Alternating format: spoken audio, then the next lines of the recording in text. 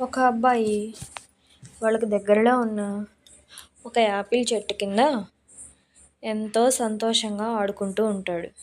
ఆ అబ్బాయి ప్రతిరోజు వచ్చి ఆ యాపిల్ చెట్టు కింద ఆడుకుంటూ ఉంటాడు. ఆ యాపిల్ చెట్టు కిందనే నిద్రపోతూ ఉంటాడు. అలాగే ప్రశాంతంగా నిద్రపోతూ, ఆడుకుంటూ అక్కడే ఉంటూ ఉంటాడు.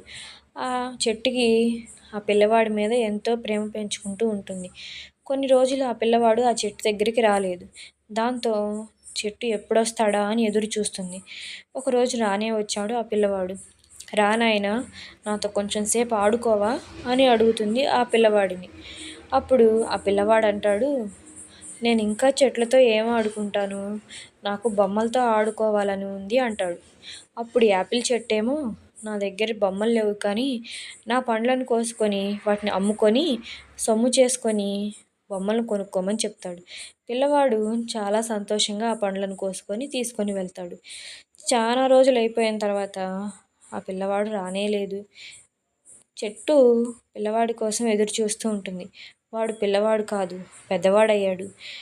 అలాగా వచ్చిన తర్వాత చెట్టు, "నాతో కొంచెం సేపు ఆడుకోవా నాయనా" అని అడుగుతుంటే, "నేను ఇంకా నీతో ఏం ఆడుకుంటాను, నాకు పెళ్ళాం పిల్లలు ఉన్నారు, వాళ్ళకి ఒక ఇంటిని చేయాలి నేను, నాకు ఎలా చేయాలో పాలుపోవటం లేదు, నాకు ఏదైనా సహాయం చేయగలవా" అంటే, "నేను నీకు ఏ డబ్బు సహాయం చేయలేను, కావాలంటే నా చెట్టు కొమ్మలని నరుక్కొని నువ్వు ఇంటిని కట్టుకో" అని చెప్తుంది ఆ చెట్టు.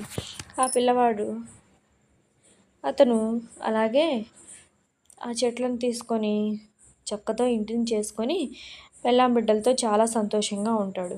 ఒకరోజు వాళ్ళ భార్య, "మనం పడవ మీద ఎక్కడికైనా ప్రయాణానికి వెళ్దాం" అని అడుగుతుంది. అతనికి పడవ కొనే డబ్బులు అతని దగ్గర లేవు. దాంతో అతనికి ఏం చేయాలో తెలియక చెట్టు దగ్గరికి వెళ్తాడు. చెట్టు దగ్గరికి వెళ్ళిన తర్వాత అతను, "దయచేసి నన్ను క్షమించు, నా భార్య నన్ను పడవని చేసుకొని తీసుకొని రమ్మంది, నాకు ఏం చేయాలో తెలియటం లేదు" అని అంటూ చెప్తాడు ఆ చెట్టుకి. ఆ చెట్టు, "దానికి నువ్వు అంతలా బాధపడాలి నాయనా, ఇదిగో నాకు ఇంకా కాండం ఉంది కదా, ఆ కాండాన్ని తీసుకొని నువ్వు ఒక బోటును తయారు చేసుకోమని" చెప్తుంది ఆ చెట్టు. దానికి అతను, "ఎంతో కృతజ్ఞతలు నీకు, నీవు నాకు చాలా సహాయం చేస్తున్నావు" అంటూ ఆ చెట్టుకి చాలా కృతజ్ఞతలు తెలుపుకుంటూ ఉంటాడు. ఆ చెట్టు కూడా, "నువ్వు నాతో కొంచెం సేపైనా ఆడుకుంటే అంతే చాలు" అంటుంది ఆ చెట్టు. అతను, "నాకు ఇప్పుడు ఆడుకునేంత సమయం లేదు" అని చెప్పి అక్కడి నుంచి వెళ్ళిపోతాడు. తర్వాత చాలా ముసలివాడైపోయిన తర్వాత అక్కడికి వస్తాడు. అప్పుడు చెట్టు అంటుంది, "నీకు ఇవ్వటానికి ఇక నాకు దగ్గర ఏమీ లేదు, నాకున్నదంతా నీకే ఇచ్చాను" అంటూ ఆ చెట్టు ఏడుస్తూ కన్నీళ్లు కారుస్తూ చెప్తుంది.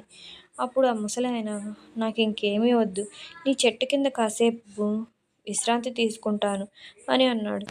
ఆ చెట్టు, "దానికేం నాయనా, సంతోషంగా నువ్వు నా దగ్గరే ఉండొచ్చు" అని అంటూ అతను అక్కడే నిద్రపోయాడు. మీకు ఈ కథ బాగా నచ్చిందా? నచ్చినట్లయితే like, share and subscribe. Thank you for your watching.